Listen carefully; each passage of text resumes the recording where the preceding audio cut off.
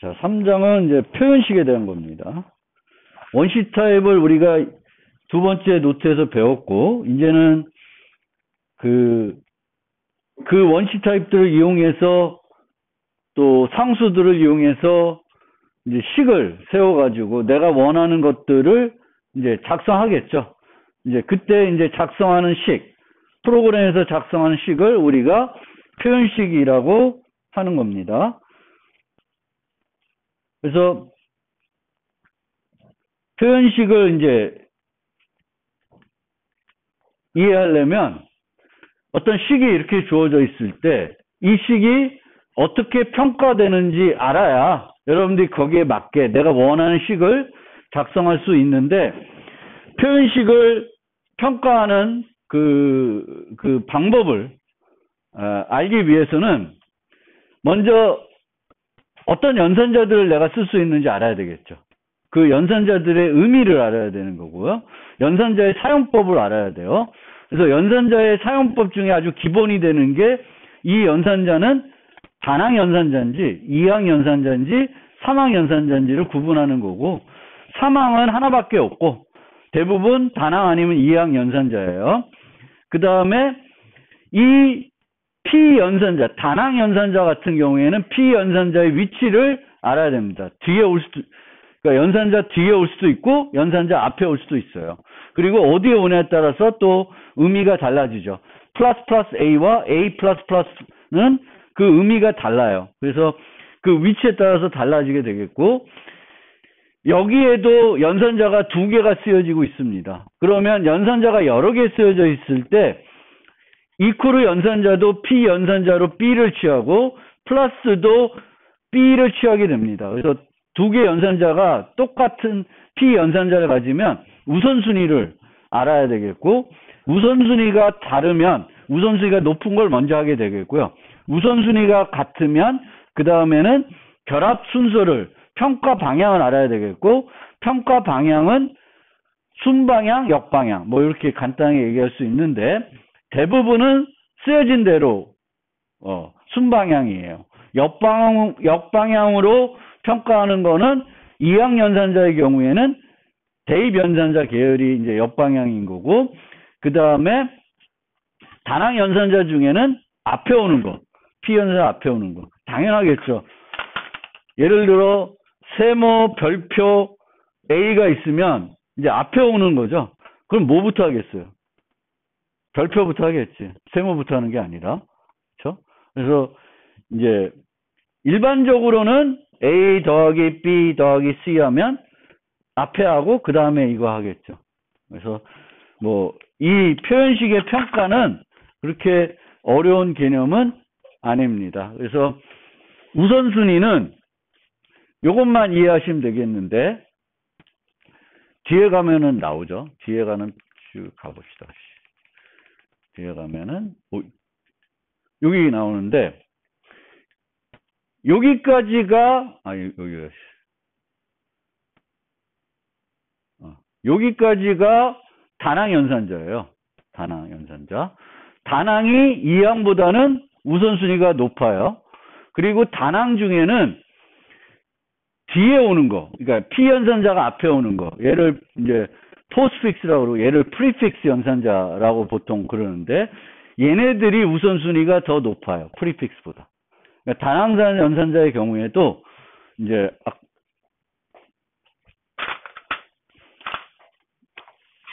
세모 A 별표이면 별표가 먼저 이루어진다. 뒤에 있는 것들이 우선순위가 더 높습니다. 그래서 단항 계열에서는 P 연산자 뒤에 오는 애들이 연산자 우선순위가 높고, 이항 연산자에서는 산술, 비교, 논리, 대입 이렇게 이해하시면 되겠습니다. 한 가지 조금 특이한 점은 이제 비트 이동은 이제 비트 연산자인데, 나머지 비트 연산자는 좀 뒤에 있는데 이제 얘는 이제 산술 연산자로 취급이 됩니다. 산술 연산자. 얘는 산술로 취급된다는 거고, 그렇습니다. 그래서 나머지를 이제 앞에 와서 다시 가서 살펴보겠습니다. 그래서 우선순위, 결합 순서 이렇게 이해하시면 되겠고, 그러니까 이런 것만 놓고 보더라도 여기에 연산자가 하나, 둘, 셋, 넷, 5개가 나와요. 5개가 나와요. 그럼 여기서 제일 나중에 해야 될 것 같은 경우에는 당연히 대입 연산자죠. 얘네들을 다 한 다음에 결과를 뒤에 대입해야 되니까 당연히 대입은 가장 우선순위가 낮을 거예요. 그 다음에 여기서는 이 논리 연산자는 조건식을 결합하는 거예요. 그러니까 요 앞에 있는 애들이, 식들이 다 평가된 다음에 결합을 해야 되겠죠. 따라서 얘네들 산술이나 비교보다 논리가 더 우선순위가 낮는 거예요. 그 다음에는 이런 경우에도 얘를 더해서 얘랑 비교하는 게 일반적이겠죠. 그래서 산술이 비교 연산자보다 우선순위가 높습니다.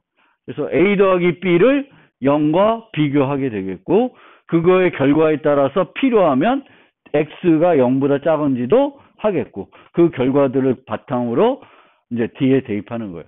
그래서 이 우선순위와 결합 순서를 굳이 외울 필요는 없는데 자연스럽게 아마 익힐 거예요, 여러분들이. 그래서 그렇게 보시면 되겠습니다. 그 다음에 우리가 어떤 타입이 있을 때 이 타입을 필요에 따라서 다른 타입으로 타입 변환을 시킬 수가 있어요. 타입을 바꿀 수가 있습니다. 그거를 강제 타입 변환이라고 하는데, 강제 타입 변환을 하지 않더라도 시스템에서, 프로그램에서 내 의도와 상관없이 자동적으로 타입 변환이 일어날 수가 있습니다. 그래서 자동 타입 변환이 일어나는 곳은 어디 있냐면 표현식 평가와 관련해서 있은 경우에는 이항 연산자의 두 피 연산자가 다른 경우, 그 다음에 대입 연산자의 왼쪽에 위치한 표현식 타입과 오른쪽 표현식 결과가 다른 경우. 근데 두 번째 경우에는 무조건적으로 이제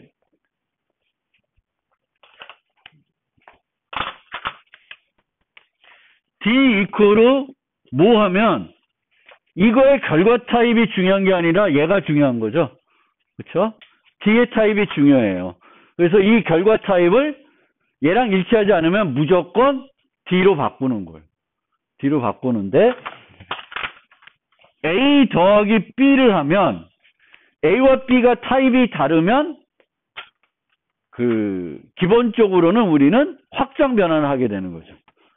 정보 손실이 없는 방향으로 확장 변환을 하게 되는데, 부동소수와 정수가 만나면은 부동소수로 바꾸는 게 이제 기본이 되겠죠.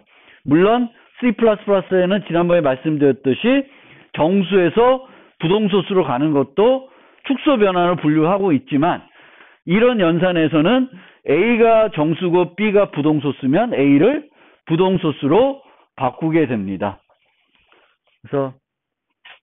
그래서 확장 변환을 보통 하는 건데, 원래 이렇게 해서 이렇게 가는 건 이제 C++에서는 확장 변환으로 분류하지는 않습니다. 그거는 기억하시고요. 원래는 일반적인 언어에서는 얘네들의 도메인보다 얘네들의 도메인이 더 커요. 더 크기 때문에 이제 확장 변환에 해당되는데, 이제 C++에서는 이렇게 가는 거, 정수에서 부동소수, 부동소수에서 정수로 가는 거 모두 축소 변환으로 분류하고 있습니다. 그리고 이제 요 경우와 비슷한 데에서는 또 뭐가 있냐면, 인자 전달하고 함수값 반환할 때도 자동 타입 변환이 일어날 수 있어요. 그래서 이 경우에는 매개별수 타입이 우선하겠고, 함수값 반환은 반환 타입이 우선입니다. 그래서 더블을 반환하는 함수가 있는데 내가 정수를 리턴하고 있어요. 그럼 그 정수는 자동적으로 더블로 변환돼서 가는 거예요. 자동 타입 변환이 일어나야 되는데 변환을 못해. 그러면 문법 오류가 되겠죠.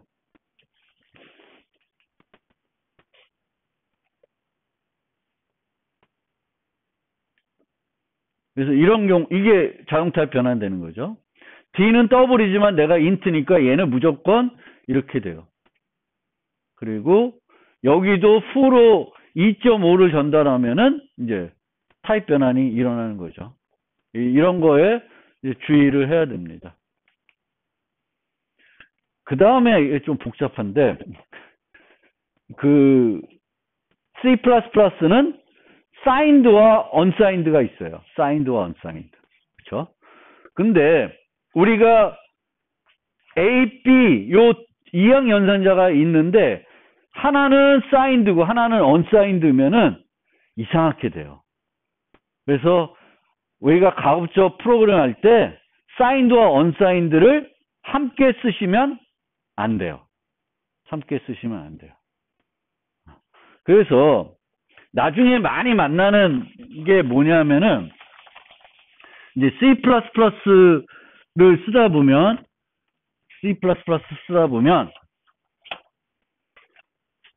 이제 문자를 처리할 때 std string을 쓰죠.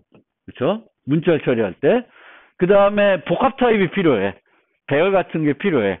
그럼 배열을 써야 되는데 C++는 배열을 안 쓰고 보통 std 벡터를 써요. 벡터를 써요. 근데 얘네들은 둘 다 size라고 하는 메소드를 갖고 있어요. 현재 길이. 벡터에 유지되어 있는 그 요소의 개수, 사이즈를 해요. 그러면 for int i는 0, i는 뭐 string이 있다. s.size 플러스 i 이렇게 했어요.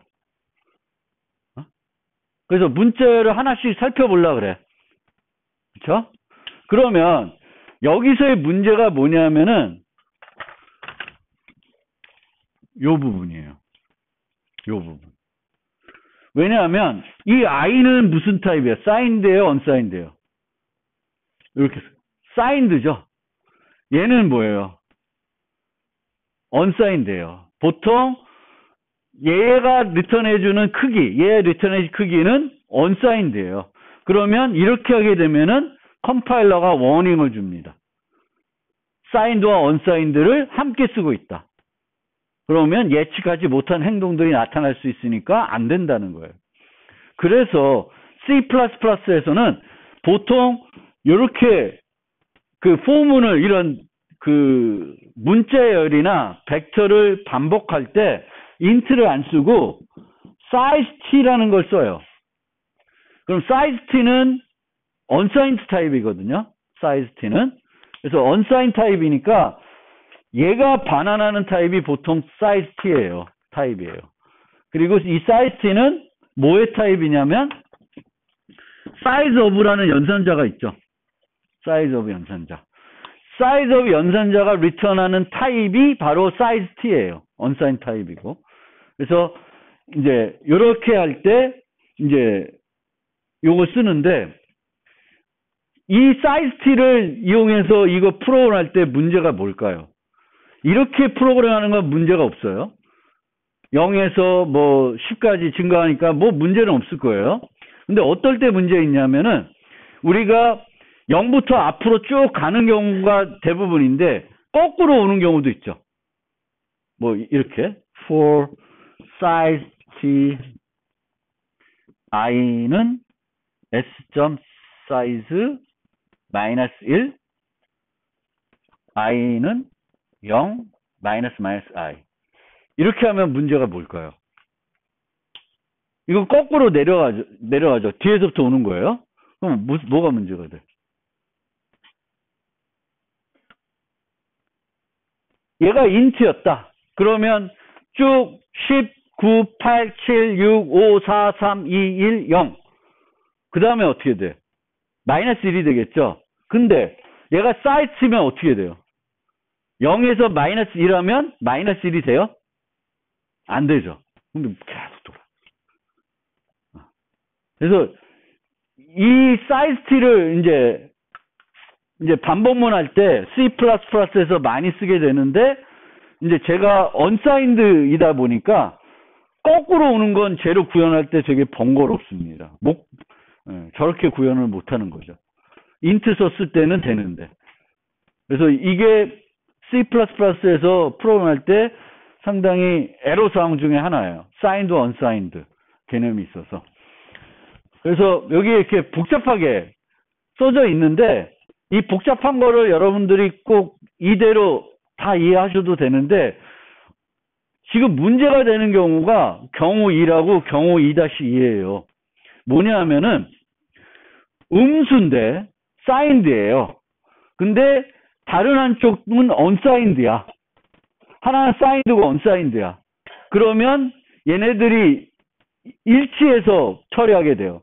사인드를 언사인드로 바꾼다든지 언사인드를 사인드로 바꿔요. 근데 문제는 사인드를 언사인드로 바꾸면 어떻게 될까? 마이너스 10을 언사인드로 바꾸면은 전혀 다른 값이 돼요. 그래서 원래는 A, B가 이거 false가 돼야 되겠죠. 우리 기분사 마이너스 10하고 10은 근데 true가 돼버려요. 왜? 마이너스 10을 이 룰에 의해서 사인드인데 언사인드로 바뀌는 거예요. 언사인드로. 그러면 이제 우리가 생각했던 거하고 전혀 다르게 돼요.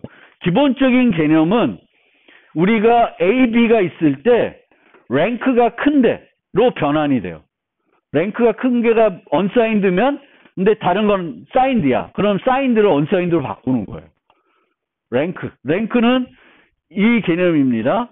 이 개념이에요. 그래서 정수에서 큰 애들 쪽으로 이제 랭크가 있는데 뭐 캐릭터는 빼고 얘네들만 놓고 보면 롱이 인트보다 랭크가 큰 애예요. 근데 얘 두 개인데 얘가 사인드고 얘가 언사인드야. 이 두 개를 써. 그럼 사인드를 언사인드로 바꾸겠죠. 그러면은 이제 마이너스 10이 어마어마하게 큰 수로 바뀌게 되는 거예요. 그래서 이 사인드가 언사인드로 변하는 경우들이 있는데 이때 사인드 값이 음수를 갖고 있었으면은 큰 문제가 발생할 수 있어요. 그래서 우리가 프로그램할 때 가급적 사인드와 언사인드를 함께 쓰면 안 돼요. 내가 처리해야 되는 게 언사인드면 언사인드 변수를 만들어서 같이 써야 되는 거지. 얘는 언사인드인데 난 사인드 쓰겠다. 그러면은 여러분들이 생각하지 못한 문제들이 발생할 수 있습니다. 그래서 C++는 요 문제 잘 기억하셔야 됩니다. 그러니까 정수 쓰실 때 사인드와 언사인드. 그래서 일치시켜서 써야 되는데 일치시켜서 쓰다 보면은 또 우리가 생각하지 못했던 또 마음에 안 드는 문제들이 나타나요. 그러니까 포문의 제어 변수를 언사인드로 썼으면 거꾸로 가는 게 또 문제가 돼요. 밑으로 가니까. 그 다음에 이제 대입 연산자는 뭐 어려운 건 없죠. 제일 우선순위가 낮은 애인데 이 대입 연산자를 설명할 때 이제 C부터 있던 개념인데 대입 연산자의 형태가 이렇게 돼요. E1 equal to E2. 여기에 표현식이 오고 여기에도 표현식이 와요. 그래서 이 대입 연산자를 이제 C에서 전문적으로 설명하기 위해서 요 대입 연산자의 왼쪽에 올 수 있는 표현식을 L-value라고 하고 오른쪽에 올 수 있는 거를 R-value로 분류하고 있습니다. R-value, L-value, R-value.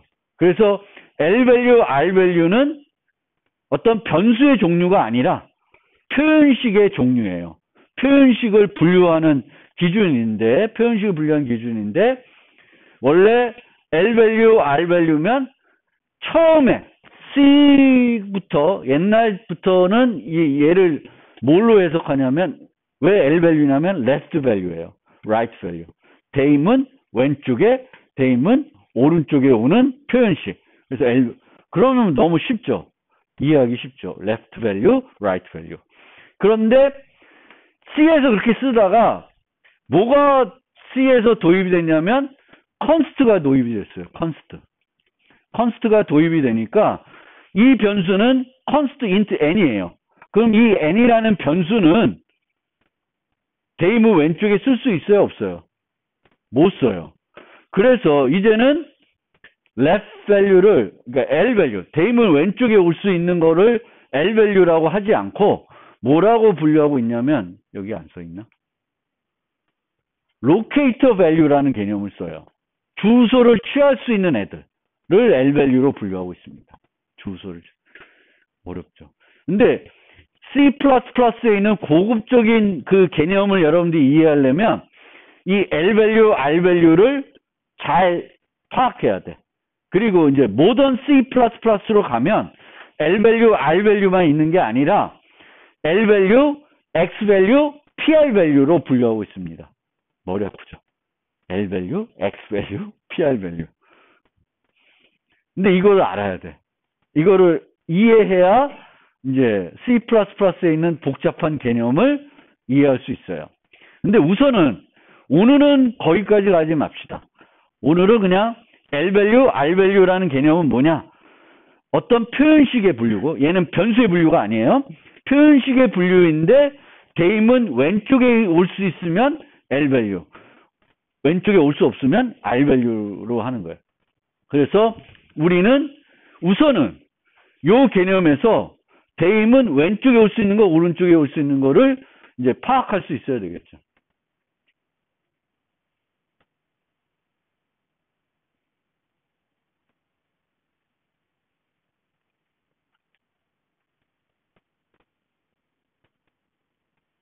그래서 요 N1, 그러니까 우리가 이렇게 놓고 보면 이게 얘네들은 변수 이름 같아서 변수의 분류 같은데 이거는 변수는 아니죠. 이렇게 되면. 그래서 표현식이에요.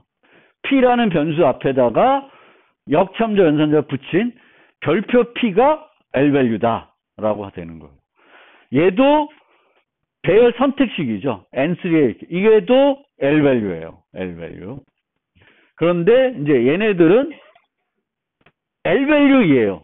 P와 N1은 L value이지만 얘는 이제 왼쪽에 올 수 없어요.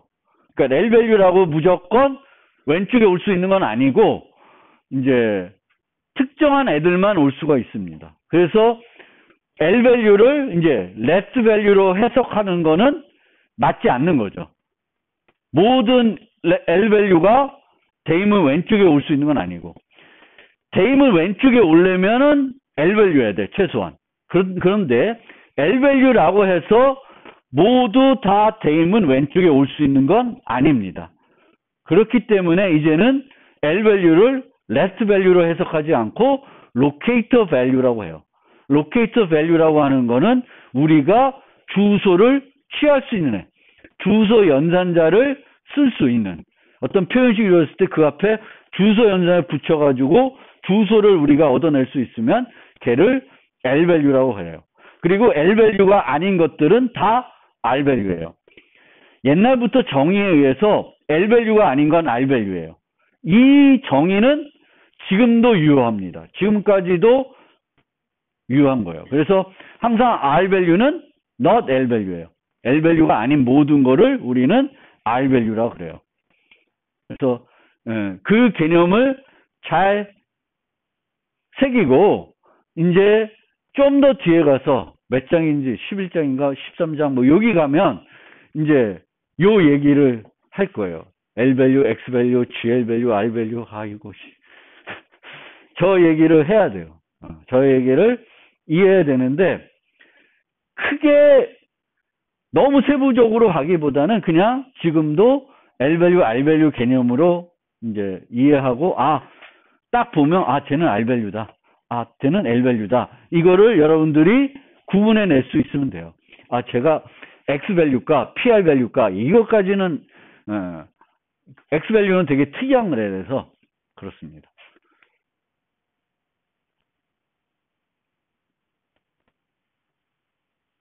이거는 다 알죠. 얘는 역방향으로 하는 거고요. 그 다음에 이제 복합대입 연산자가 있고, 그 다음에 이제 산술 연산자. 산술 연산자는 P 연산자가 뭐냐에 따라서 의미가 조금 다를 수 있죠. 그래서 정수 나눗셈과 부동소수 나눗셈은 동작 방식이 다르죠. 그 다음에 요 나머지 연산인데 이제 C++는 정수만 저 나머지 연산을 취할 수 있습니다. 자바는 부동소수도 나머지 연산이 돼요. 근데 C++는 안 되고 이 나머지 연산을 우리가 활용할 때에는 두 P연산자가 모두 양수일 때가 좀 쉽게 이해할 수 있어요. 만약 두 P연산자 중에 하나 또는 둘이 음수이면 머리 아파요. 여러분들 7 나머지 마이너스 2면 얼마야? 이런 거 금방 알. 7을 2로 나눴을 때 나머지 얼마야? 그럼 1. 바로 나오잖아요. 근데 7을 마이너스 2로 나눴을 때 나머지 얼마야? 그러면 머리 아파요. 그래서 보통은 그걸 안 쓰시면 되는데 어쨌든 7 모두 마이너스 2는 어떻게 해석되냐면 요 식을 이용해서 해석이 돼요. 그래서 여기 주어져 있는데 그래서 저는 음수일 때 안 써. 모두 연산자는. 그러니까 모두 연산자는 쓸 일이 그렇게 뭐 많은 건 아니고요. 보통 뭐의 배수인지 짝수인지 홀수인지 이런 거 볼 때 거의 쓰기 때문에 음수일 때는 가급적 안 쓰시면 좋아요. 그러니까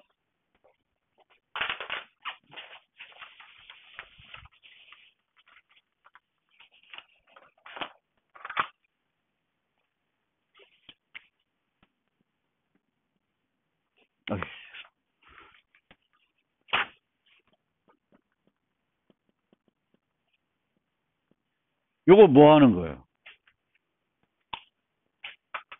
뭘 판단하는 거죠?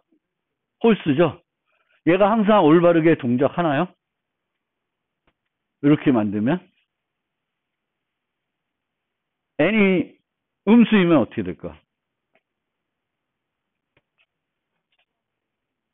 n이 음수면 얘가 뭐 예를 들면 마이너스 9다. 마이너스 9 모두 2는 1이 아니라 마이너스 1이에요. 그러면 안 돼. 안 돼요. 그러니까 물론 우리가 작성할 때 그냥 return n 모두 2 이렇게 되면 얘가 마이너스 1이 되거나 1이 되거나 둘 다 뭐야? true죠. 0만 false니까 문제가 안 돼. 근데 만약에 내가 이렇게 코딩하지 않고 이렇게 코딩했다. 그럼 얘는 그러니까 n이 음수일 때는 동작 안 해요.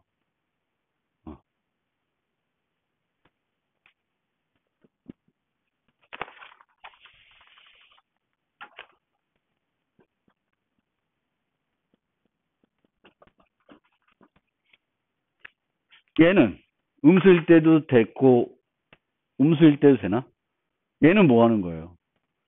n과 1을 and 하고 있어요. 그러면 1은 모든 것이 0이고 마지막만 1인 비트죠. 그 값을. 그럼 걔를 n과 and 시키면 어떤 값을 0으로 and 시키면 다 뭐가 돼? 0이 되죠. 그럼 남는 건 뭐야? 맨 마지막 비트와 1과 and 하겠죠. 1이면 1, 0이면 0이 돼요. 음수와 양수 상관없어요. 그러니까 얘는 그 음수에 민감한데 얘는 음수 양수에도 다 통합니다. 근데 어쨌든 이 나머지 연산은 음수일 때 안 쓰면 좋아요. 그리고 잘 이해하고 쓰시면 되겠고 그래서 음수 그 다음에 플러스 마이너스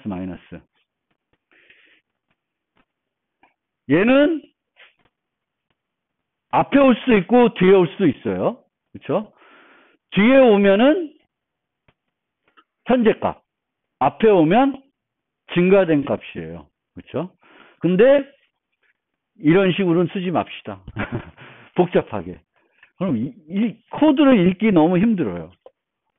그래서 간결성도 중요한데, 그러니까 라인 수를 줄이는 거 뭐 이렇게 하는 것도 중요한데 가독성을 해치면서까지 너무 줄이지는 않았으면 좋겠어요. 그래서 저는 가급적이면 플러스 플러스 마이너스 마이너스는 독립적으로 사용을 하는 게 좋고, 독립적으로 사용할 때는 프리픽스가 더 좋았습니다. 그러니까 플러스 플러스 n 플러스 플러스 플러스 이렇게 독립적으로 쓰면 차이가 없죠. 둘 다 n을 1 증가시키는 거죠. 근데 얘가 더 효율적인 애예요. 앞에 오는 게.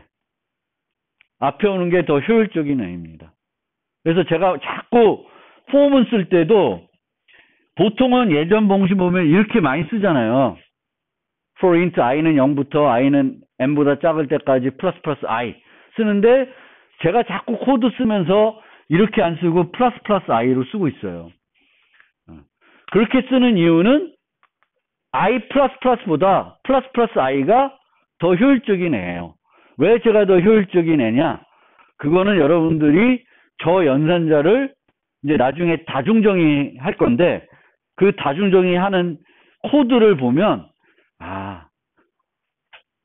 얘가 더 효율적이구나 라는 거를 쉽게 이해할 수 있어요. 그래서 여러분들도 습관적으로 여러분들이 항상 원시 타입만 플러스 플러스 하진 않을 테니까 습관적으로 플러스 플러스 또 마이너스 마이너스는 가급적이면 독립적으로 좀 쓰시고 복잡해지니까, 그리고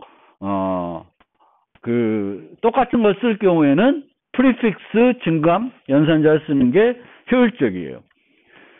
이 플러스 플러스와 마이너스 마이너스는 궁극에는 그 p 연산자의 값을 1 증가 또는 1 감소시켜요. 그럼 언제 1 증가되고 언제 감소하냐? 그거는 또 복잡해요. 어떤 시퀀스 포인트라는 게 있는데 그 이후에는 무조건 증가되어 있어요. 가장 기본적인 시퀀스 포인트는 어디일까? 다음 문장 전이에요. 그러니까 이렇게 되어 있으면은 그 다음 문장이 실행되기 전에 n은 무조건 증가되어 있어요. 근데 같은 문장 내에서도 시퀀스 포인트가 있을 수 있어요. 기억이 잘 안 나는데 복잡하게 안 써서.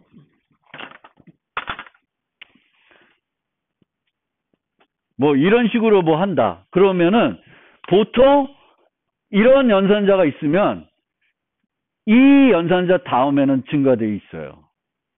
그러니까 되게 복잡하죠.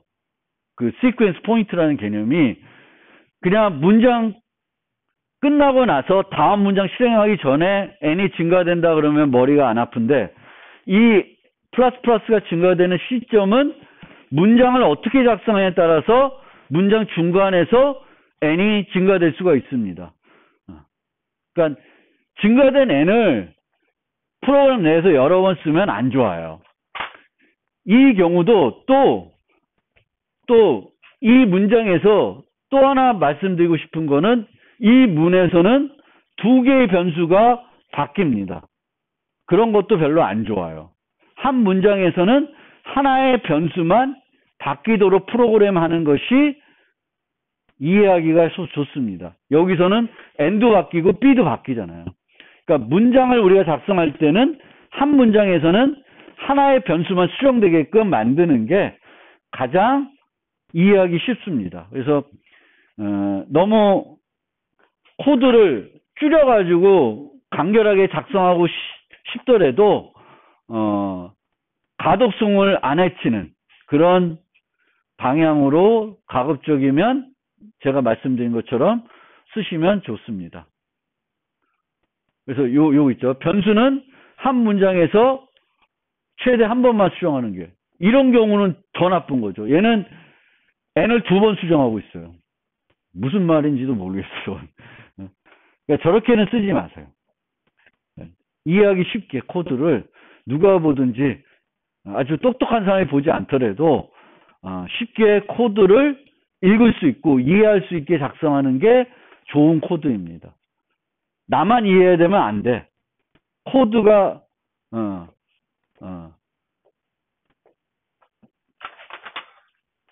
이런 말이 있죠.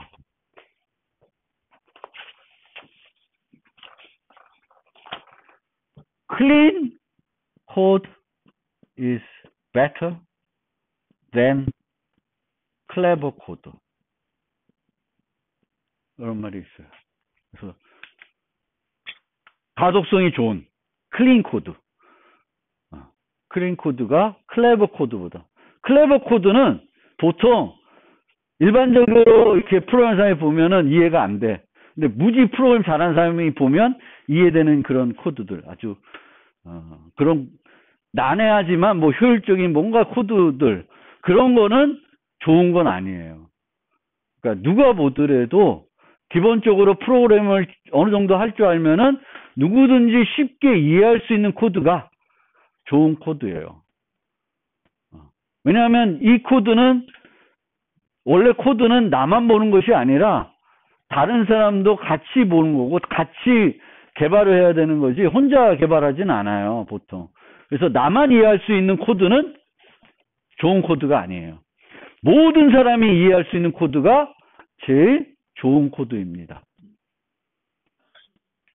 이런 건 하지 마세요.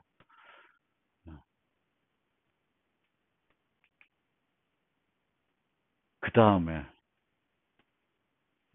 이제, 비교 연산자는 뭐, 그냥이고, 이제, 논리 연산자를 보면 되는데, 이 논리 연산자는 지연평가, 단축회로 평가를 한다 그래요. 지연평가. 지연평가라는 건 평가를 안 한다는 거예요. 필요 없으면 안 한다는 거예요. 그래서 여기서처럼 보면은 A가 0이면 뒤에 거 안 해요.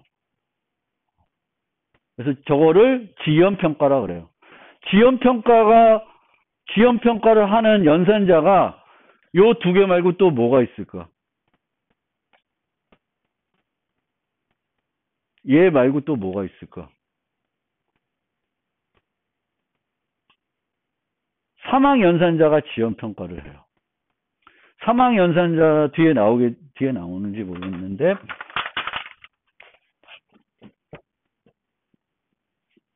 이렇게 돼 있잖아요. 사망연산자가. 그럼 사망연산자는 어떻게 동작해요? 이 조건을 먼저 검사하겠죠. 참이면 A를 할 거고, 거짓이면 B를 해요. 그럼 참이면 A만 평가해요. B는 평가를 안 해요. 거짓이면 A 평가 안 하고 B만 평가합니다. 그래서 이 사망연산자도 지연평가는 애고, A and B, A or B도 A를 평가한 다음에 필요 없으면 B는 평가를 안 합니다. 그래서 C++에서 지연평가를 하는 기능이 들어있는 연산자는 요 세 개. 논리합, 논리곡. 그 다음에 사망연산자고요. 그 다음에 만약 내가 이 지연평가를 하기 싫다. 무조건 둘 다 평가를 해야 돼. 뭔가 그럴 이유가 있는지 모르겠는데 그럴 이유가 있으면은 저 두 개짜리 쓰는 게 아니라 비트 엔드를 그 논리합처럼 쓰셔도 돼요. 그냥 이제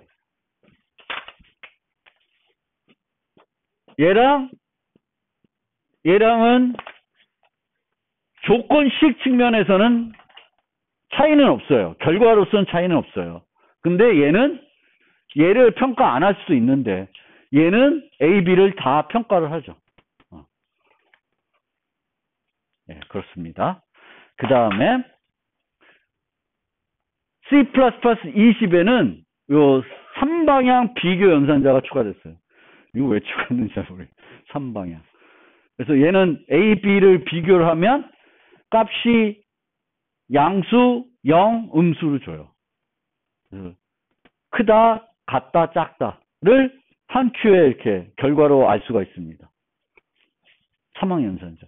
그리고 실제 제 컴퓨터에서나 윈도우에서 다 돼요. 요 사망연산자는.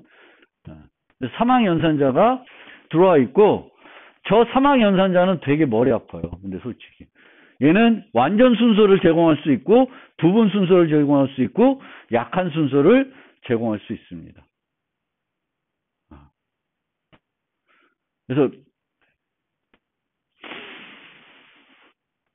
그러니까 완전 순서는 모든 애들이 다 순서가 정해져 있는 경우예요. 근데 부분 순서는 모든 애들이 순서가 있지는 않아요. 그래서 부동소수 같은 경우에는 0과 마이너스 0은 이퀄은 아니에요. 이퀴벌런트는 맞는데 이퀄은 아니에요. 아, 머리 아파. 그래요. 그리고 뭐 있어요. 하여튼 이걸 우리가 지금은 많이 쓰지 않을 텐데 이제 앞으로 뭐 쓰려나? 뭐 쓸지 모르겠고 나중에 자바 배우면 자바는 이제 객체들을 비교하는데 그 비교할 때 요렇게 활용을 해요. 결과값이 인트고 양수면 큰 거고 0이면 같은 거고 음수면 작은 거예요. 그걸 활용하는데 그런 스타일의 연산자가 이제 C++에 들어와 있습니다. 저 비트 연산자는 다음에 해야 될 텐데 나중에 한번 소개를 하겠지만 하나만